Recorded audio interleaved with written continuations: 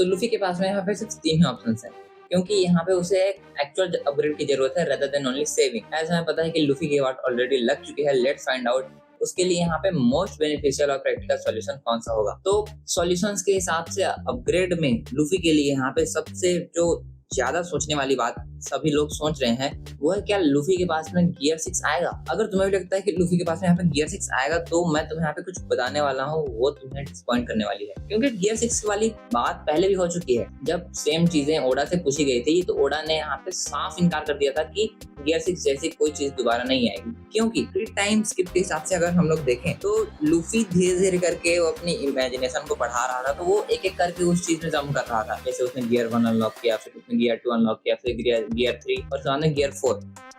But सोचने वाली बात यह है कि गियर 5 जब आया तो गियर 5 ने सारी की सारी जो लूफी की लिमिट थी उसको उसने क्रॉस कर दिया। अब लूफी जो चाहे वो हर चीज बस इमेजिन करके कर सकता है, वो कुछ भी कर सकता है, बस वो उसको बस इमेजिन करने की जरूरत है किसी भी चीज को सरपास करने के लिए। फिर वो लूफी कोई भी चीज में ट्रांसफॉर्म हो सकता है, वो किसी को भी हरा सकता है, वो लाइटनिंग को अब्सॉर्ब कर सकता है। लूफी ओवर पावर्ड है।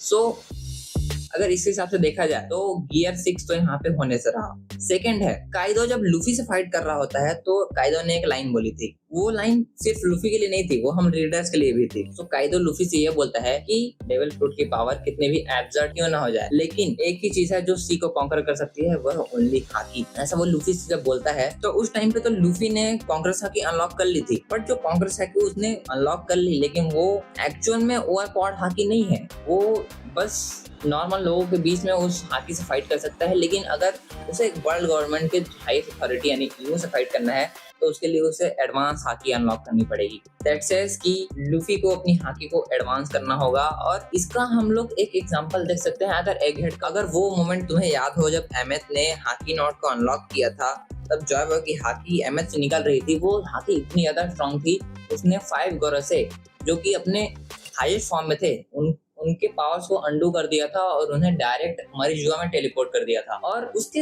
हाकी इतनी ज्यादा उसकी हाकी इतनी ज्यादा स्ट्रॉन्ग थी कि वो पूरे एगहेड आइलैंड को कवर कर रहा था, और एगहेड के अलावा वो उसके आगे तक 8 किलोमीटर रेडियस तक सारी जगह को कवर कर रहा था। और इमू इतना ज्यादा पावरफुल है, उसको किंग ऑफ द वर्ल्ड कहा जाता है। वो जॉय बॉय की मात्र हाकी को सेंस करके अपने घुटनों पे आ जाता है। सो जॉय बॉय कितना ज्यादा पावरफुल था, जॉय जिसे इमू ने वहां पे हरा दिया। तो सोचो जॉय बॉय की हाकी इतनी ज्यादा स्ट्रॉन्ग थी। अगर जॉय बॉय को साइड में रखें तो यहाँ पे हम लोग सैंक्स को एग्जांपल मिल सकते हैं। वो एक मोमेंट तो तुम्हें याद ही होगा जब सैंक्स ने ग्रीन बुल जैसे एडमिरल को मात्र साके पीते पीते इतनी दूर से रोक दिया था। और अभी करंट लेवल में हम लोग लूफी को जब देखें तो लूफी अभी सैंक्स के इक्वल नहीं है।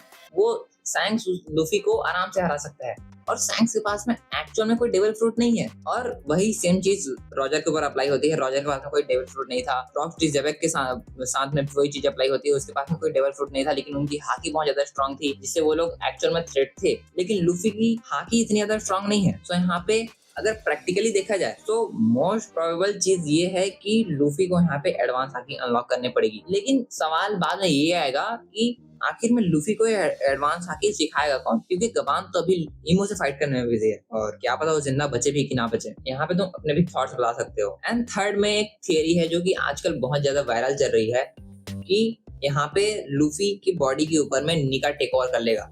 जैसे हमें पता है कि हर जोन फ्रूट की एक विल होती है, लूफी के में यहाँ पे निका उसकी बॉडी के ऊपर टेक ओवर कर लेगा। और अगर देखा जाए ये जो चीजें हैं वो बाकी दूसरे एनिमे में ऑलरेडी हो चुकी है। हम लोग अगर नारुतो का एग्जांपल लें, नारुतो जो पेन से फाइट कर रहा होता है तो कुरामा उसकी बॉडी के ऊपर में टेक ओवर कर लेता है। और इचिगो को हम लोग लें, ब्लीच वाला इचिगो, तो इचिगो जब जब मरने की हालत में होता है या डिफीट होने वाला होता है तब उसके बॉडी के अंदर का हॉलो आता है और उसको डिफीट नहीं होने देता या मरने नहीं देता। सो मोस्ट लाइकली ये भी है कि निका भी लूफी की बॉडी के ऊपर में टेक ओवर कर सकता है। बट वन पीस को वन पीस यही बनाता है कि वो हर ट्रेंड को फॉलो नहीं करता है, वो अपना ट्रेंड खुद बनाता है। तो अगर हम लोग वन पीस के नजरिए से देखें तो ये चीजें तो मुझे नहीं लगता कि होने वाली है, क्योंकि ओडा सेंसे ऐसा दूसरे एनिमे को देख के उसके बारे में कॉपी करना, मुझे तो नहीं लगता ऐसा वो करेंगे। So based on this 3 options the most accurate and practical upgrade यही है कि लूफी यहाँ पे एडवांस कांग्रेस हाकी को अनलॉक कर ले। एंड इसी के साथ तुम्हारे मन में भी कोई थियरी हो, कोई सवाल हो, या फिर मैं कुछ चीज को एक्सप्लेन नहीं कर पाया या फिर मुझे कुछ चीजें और ऐड करनी थी,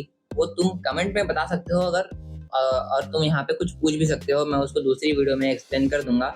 और हाँ, अगर तुम्हें जानना है कि एल्बाफ में लूफी को बचाने कौन आएगा और यहाँ पे लूफी को और कौन कौन बचाने आ सकता है, वो अगर तुम्हें जानने में इंटरेस्ट है तो तुम मेरी दूसरी वीडियो देख सकते हो। मैंने उस वीडियो में प्रॉपर सभी चीज़ों को एक्सप्लेन किया है कि कौन आ सकता है, कौन आएगा, और वीडियो ज़्यादा लंबी भी नहीं है, so make sure to watch it.